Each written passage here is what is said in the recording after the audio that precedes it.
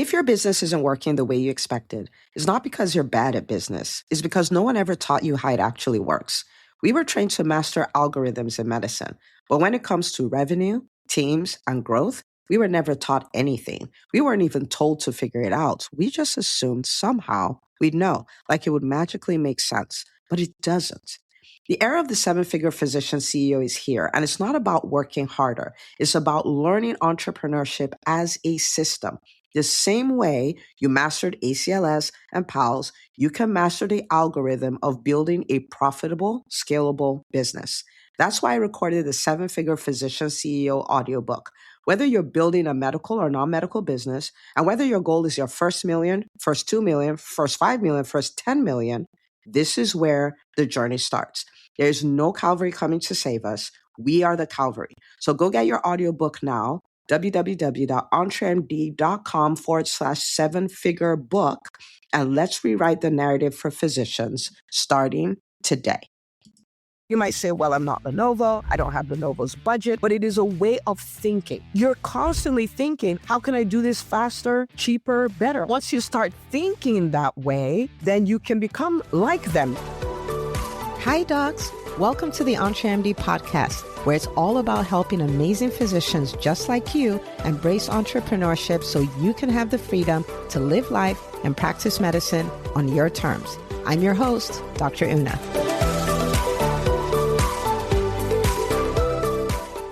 I have really been looking forward to producing this episode for you based off of a conference that I attended about a week ago. And I know that this episode is going to put you in a position where you can think really strategically. You can borrow strategies from billion-dollar companies and apply it in your business starting today. And it's a roadmap of sorts that you can use over and over again. So let's dive in. Now, I have to start by telling you how this all came about. My husband started talking about going to CES, okay? He's like, I really want to go to CES, the biggest tech conference in the world. I'm like, okay, that's nice. So we got our tickets. We went to Las Vegas. And in the keynotes, we have the CEO of Lenovo, the CEO of NVIDIA, the CEO of AMD. So pretty heavy hitters. So we go for the keynote. And a series of things begin to happen from the keynote to the end of the conference 4 days later that completely blew my mind. And I was like, I have to distill this and come back and explain it all to you because I got to study. I'm a student of business. I got to study what the people running the leading companies are doing. And I broke those down into actionable steps we can take today. I got about 8 really big lessons. I'm going to share the 5 biggest ones with you, okay?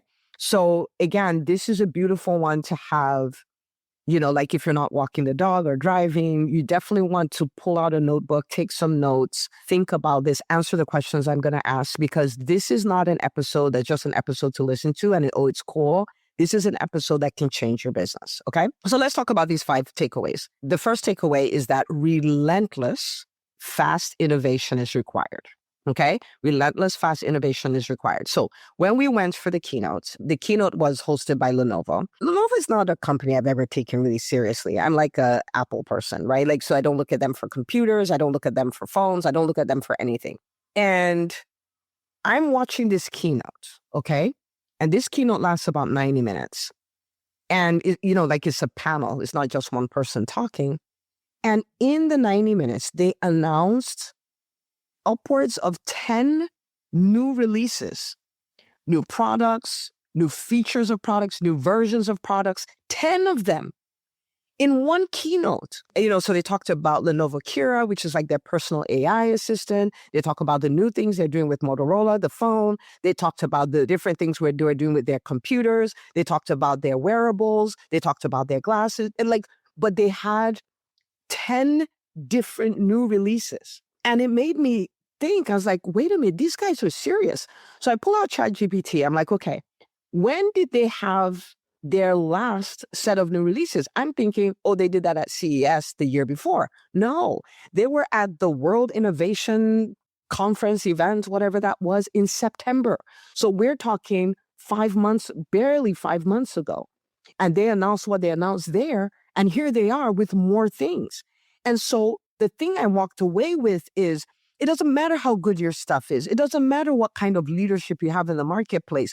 It doesn't matter. The world we live in is moving so fast that what is normal is relentless, fast innovation if you are going to be a leader, if you're going to have a business that thrives. Now, you might say, well, I'm not Lenovo. I don't have Lenovo's budget and all of that, but it is a way of thinking, right? How can I deliver my service better? How can I get better systems? How can I give better access? How can my onboarding be better? How can my marketing system be better? How can we be more efficient with what we do with billing or charging people? You're constantly thinking, how can I make this better? How can I do this faster, cheaper, better? How can I do this better? And once you start thinking that way, then you can become like them, not the way they would do it at a multi-billion-dollar, in a multi-billion-dollar way, but you can do it the way you do it. And the thing is, once you start doing it that way, you keep doing it that way. How can my hiring process be better,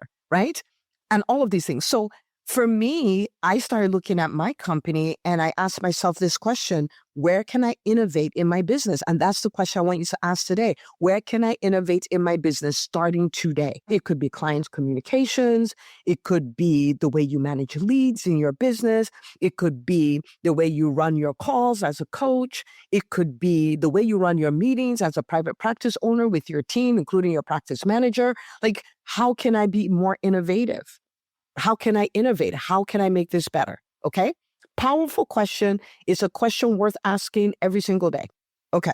So next takeaway. Partnerships with congruent leaders are required. Okay. Partnerships with congruent leaders.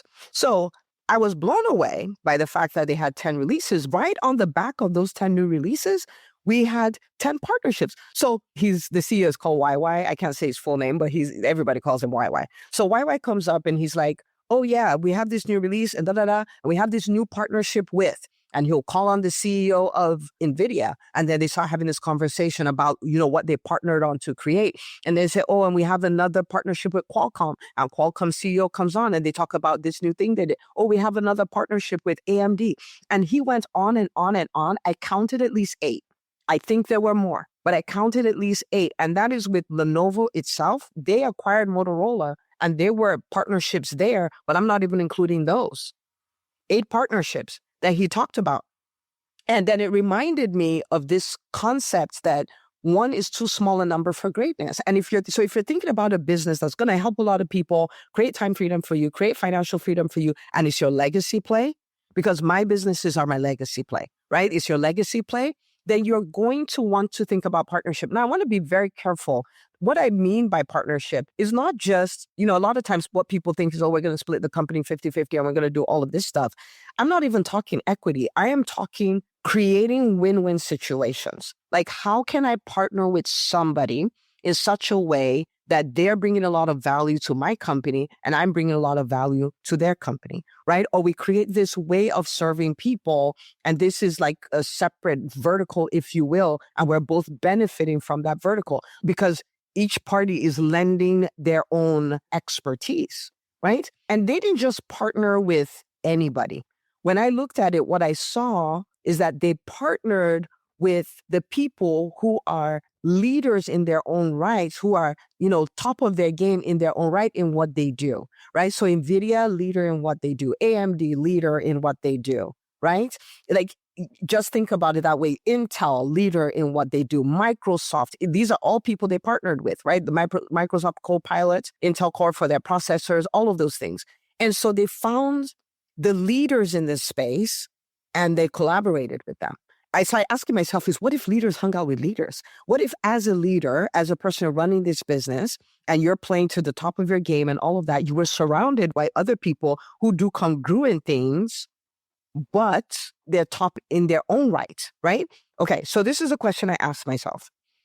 Who could I partner with without giving up control, where one partnership could change everything, right? One partnership could change. And sometimes you have to give up some control and all of that stuff. But I say that because a lot of times that's the first thing people run to without even establishing that this is mutually beneficial, right? Okay, so who could I partner with without giving up control, where one partnership could change everything? one partnership. Like, for instance, with what I do, let's say, I released a book on the 5th of January called The 7-Figure Physician CEO, which is the textbook for physicians for 2026 and beyond, right? It's the textbook because it gives you the 7-figure framework. This is what I need to do if I want to become a master at building the kind of business for which 7 figures is the floor. Okay. So that's what the book is about. And I want you to imagine me being in partnership with somebody who has access to 100,000 physicians, right? I want you to imagine that all of a sudden, my book can go to 100,000 people. This is the way to think about that. Okay. All right. So who could I partner with without giving up control, where one partnership could change everything? This is something to pay attention to. It's a question to ask. I want to make sure it's mutually beneficial. Okay. Like, so for instance, with the book, we're going to do 100,000 copies of this, and the book goes for $9.99, and we're going to do it for your people. You get 50% of whatever comes up. And all that person is doing is introducing the book to their audience, and they're making an extra 50 grand. That's it. From, like, so did they win? Yes. Did I win? Yes. You see what I'm saying? Like, that's creating the win-win. And that's a partnership, right? Okay. So that's something to think about. Now, the third takeaway, this one almost had me laughing. Okay. For instance, they started talking about Lenovo Kira, which is their personal AI assistant. And think about like the audio part of ChatGPT. So it's talking back and all of those kind of things. And you can link it with all your Lenovo products, right? And so that would be like your Motorola wearable. It would be your phone. It would be your AI glasses. It would be your computer, right?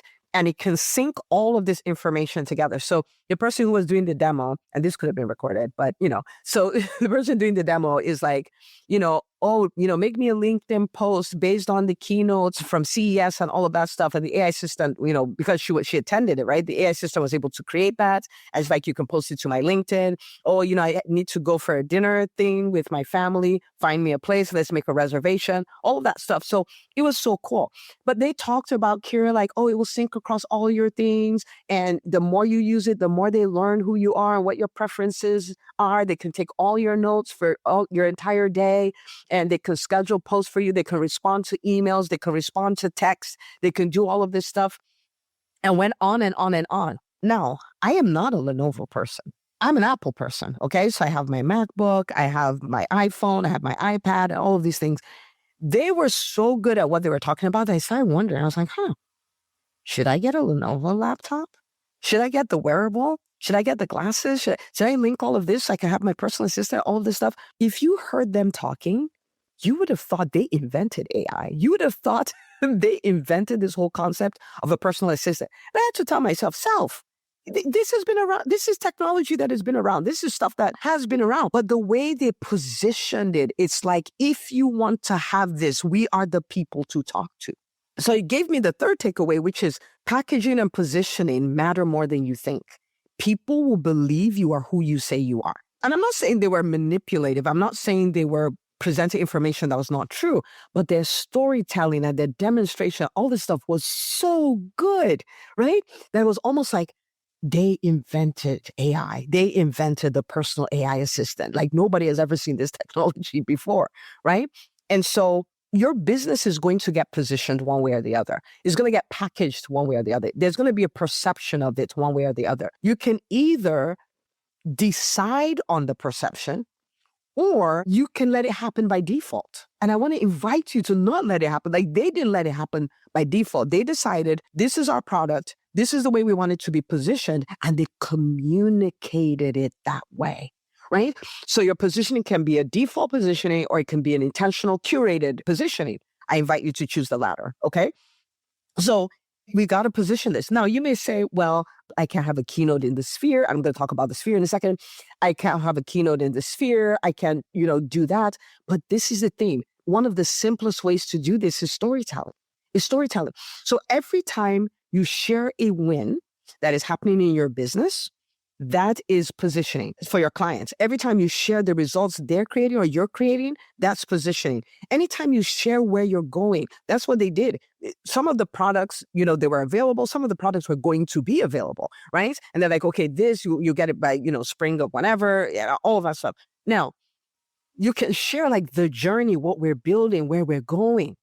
That's part of positioning. When you share that, right? So you got to tell the story, right? You got to tell the story. So this is a question I ask myself, and I want to invite you to ask yourself as well. Okay, so this is question number 3. How can I tell my story better? What we've done, what we're doing, where we're going. How can I tell my story better? Okay. So when you tell your origin story, you hear me talk about when we first started, my very first business, which was the private practice. You hear me talk about when we first started the podcast, right? How I started in my basement with my iPhone and the earphones that come with the iPhone, right? You've heard me tell that story. You've heard me tell the story of what we've done. I've shared client wins, how this person was an employed physician, has been working with us for 3 years. Now has hit multi-million dollars in their practice. You hear me share the stories of the doctors hitting 7 figures, multiple 7 figures, right? The doctor who had their first 7-figure month. What is that? Is positioning to let you know, this is what we do. This is what we're about. We are the company to work with. If you have a dream to build a 7-figure business, multi-7-figure business, without sacrificing your health and without sacrificing your family, we're the company to look at. It's all positioning. It's all positioning. When we tell what we've done as a company, we've been on the Inc. 5000 list of fastest growing companies for 3 years in a row. We're telling that story. It's all positioning. So the thing is, how do you do that for yourself? How can you tell that story better? How can you share those stories better? So can you position your business, even though you don't have the multi-billion-dollar budget like Lenovo does? Yes, you can. You can. Okay, so that's number 3. Number 4. Okay, so number 4 is be a cathedral builder. And you're like, what in the, Dr. Una, what is going on with you? Okay, but hear me out. So sometime during the keynote, and I do not remember who said this, I wish I did so I could give them credit. The person was talking about the cathedrals that were built in Europe like hundreds of years ago. And he said, when they built those cathedrals, they did not have the population to fill those cathedrals with. They built the cathedral to say, how far can we go? How big can we make it? How ginormous can we build this? How can we build something that will be here hundreds of years from now? That was what drove them to build the cathedrals. It wasn't a demand for space. And when he said that, I was like, whoa, why is this important? It's important because you want to build your business in almost like in 3 ways, okay? You want to take care of the urgent, the things that must be taken care of right now, okay? You have to pay attention to them. If you ignore them, your business folds, okay? You want to pay attention. You want to build for your short-term goals, what I want to have in the next 90 days, what I want to have in the next year, what I want to have in the next 3 to 5 years. And then you want to build your business for legacy, right? And so when we talk about being a cathedral builder, we are talking about building for, build for now, but build for legacy. How can you build something that will still be relevant 100 years from now, right? And so, for instance, let's talk about this a little. And I've been to Italy and I've been to England, and some of these buildings you're like, how could somebody have built this in 1600? This makes no sense, right? But you can see the mindset behind this. They were cathedral builders. I mean, they built a cathedral. They're cathedral builders, but it's from this mindset of how big can we make it? How far can we go? How far can we take this? So I'll give you an example with EntreMD, right? We could say we're going to help people grow businesses and launch businesses. And there's nothing wrong with that. We have to launch businesses. We can help people grow businesses. We can help people scale businesses and all of those things. And we could have built this firm and just kept it nice and cush and left it alone. Now, I didn't realize I was doing it at the time, but this is an example of cathedral building. Towards the end of last year, I said, okay, there's so many things we can do. There's so many things that we're really good at. But what is the thing that we can do that will create the biggest shift in the physician community? What is the thing that we can do that we're going to gulp and we're going to go for it?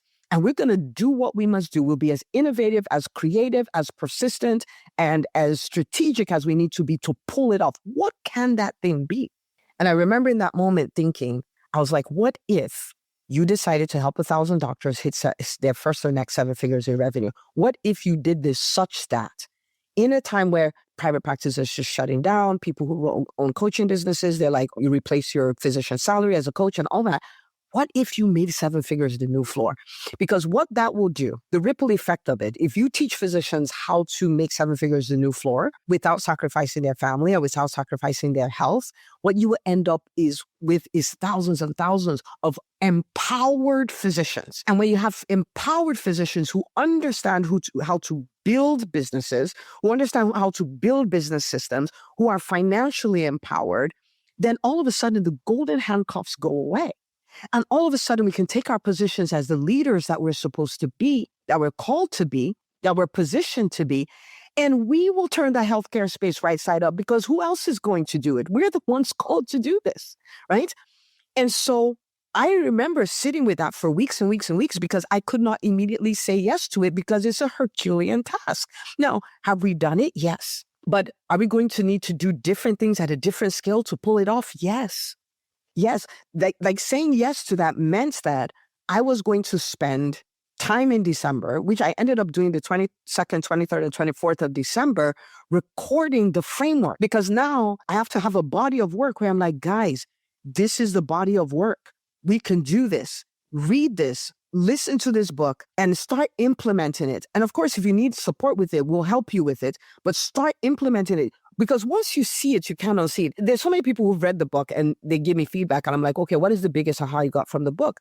It's like 7 figures is possible. The math is doable. And they're saying all this stuff. I'm like, yes, right? Yes, like do it, right? Okay.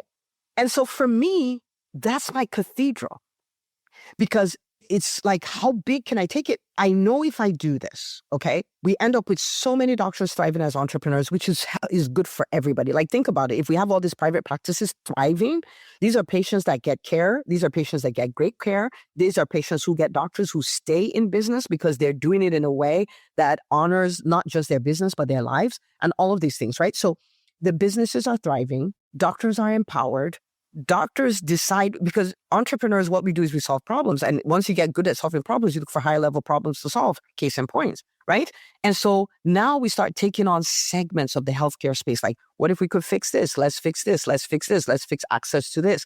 The people who are the advocates who are going to go and they're going to handle the insurance companies, they're going to come out of this crop of doctors, right? And so we have the insurance company now has a different level of accountability. Hospital administration has a different level of accountability. Doctors are performing at the highest level possible. And we have the narrative for the physician community being completely rewritten, and the healthcare space gets turned right side up, right? It's a cathedral. So we're not just talking about building a program, right? Entrepreneur is not a program. We're building cathedrals. So the question that I ask, that I want you to ask, is, what cathedral am I building? What am I creating that will still matter 50 years from now, 100 years from now? And you don't have to have the answer right away. And if you have the answer and it makes you scared and you need to sit with it for a few weeks, that's fine. That's what I did. There's no timeline, if you will, to this. The important thing is to work on it, right? But this is a powerful question to ask. Very powerful. The last takeaway, which it was very interesting, okay?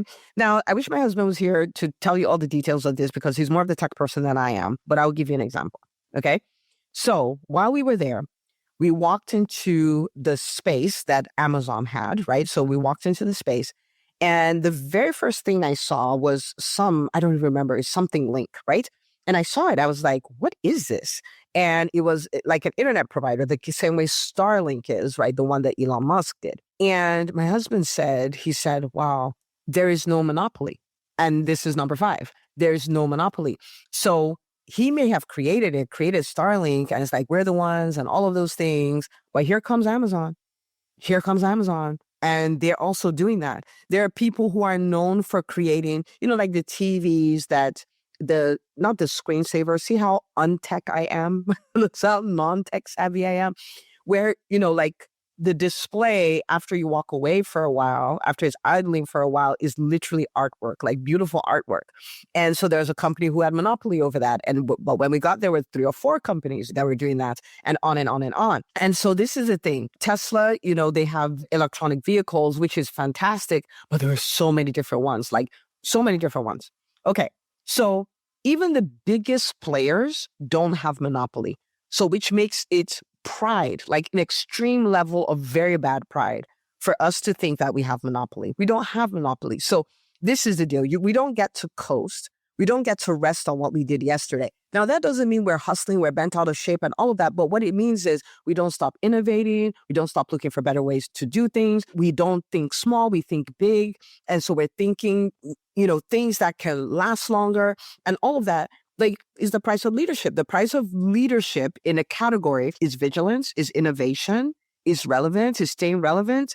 And part of the challenge that, happened to us as physicians is we had monopoly for so long, right? Because we were just the only players really in the healthcare space when it comes to the clinical side of things, but the monopoly is gone.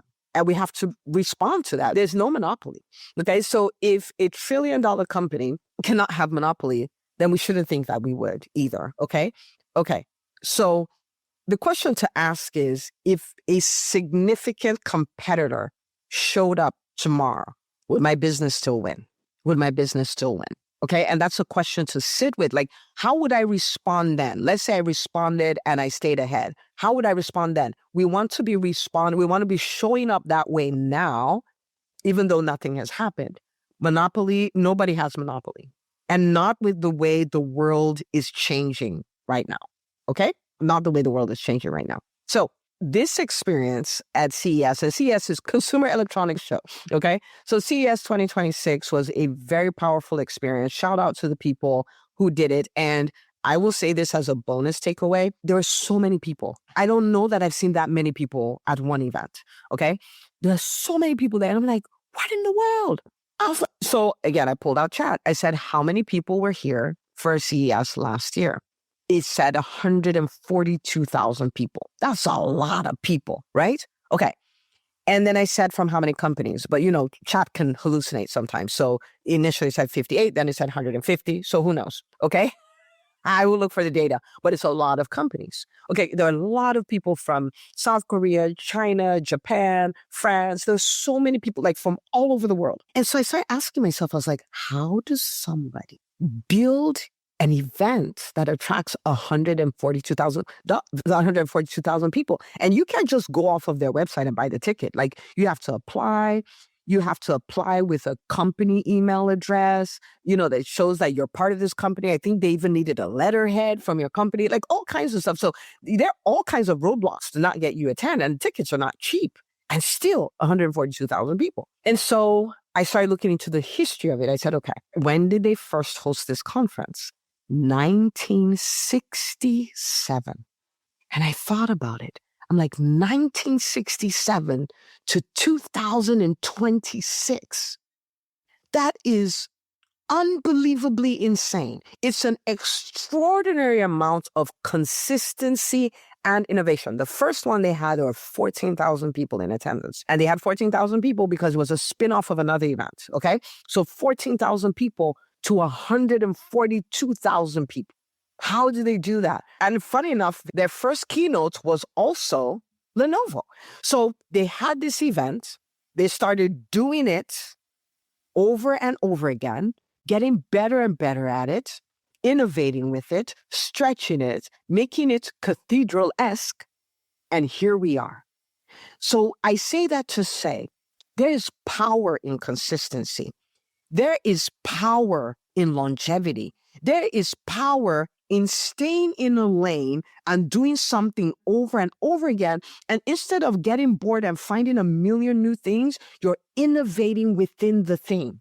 There is something about it, right? There's something about it. So I want to challenge you to think about it. Now, I'm not saying the business you're doing, stay stuck with it and all of that stuff. But when you find the thing, go all in on the thing. Don't get distracted. Don't let shiny object syndrome come for you. Innovate in the thing. Make it better. Make it better. Make it bigger. Make it more relevant. Partner with better people, right? And I don't mean better as the human. I mean like the opportunity, right? Okay. So this is what I want to leave you with. You maybe were not at CES, okay? But I was. And I brought these lessons to you. I want you to take, even if all you do, if you do nothing, I want you to take one of these questions. I want you to do a deep dive on the question, and I want you to start implementing today. And I want you to come to my Facebook or my Instagram. Okay, so I'm Dr. Unachukwu, Dr. Unachukwu spelled out on Instagram. I'm Neka Unachukwu on Facebook. And I want you to send me a private message and you say, Dr. Una, I heard your episode about your 7-figure business lessons from CES 2026, and this is what I'm doing. This is what I'm doing, okay? And if this was a gift to you, imagine if we get these strategies and these tricks and hacks and all of this from billion-dollar entrepreneurs, and we make it available for physicians everywhere, okay? So I want you to take this episode, I want you to share it with the doctors in your world, tell them run, do not walk, to listen to this episode, and let's implement these things together, okay? As always, I am rooting for you, and we are committed to bringing you the most powerful strategies, mindset shifts, tactics that you need to make 7 figures your new floor, for you to thrive as a physician entrepreneur, because the physician space needs you and the healthcare space needs you. Rooting for you always. I'll see you on the next episode.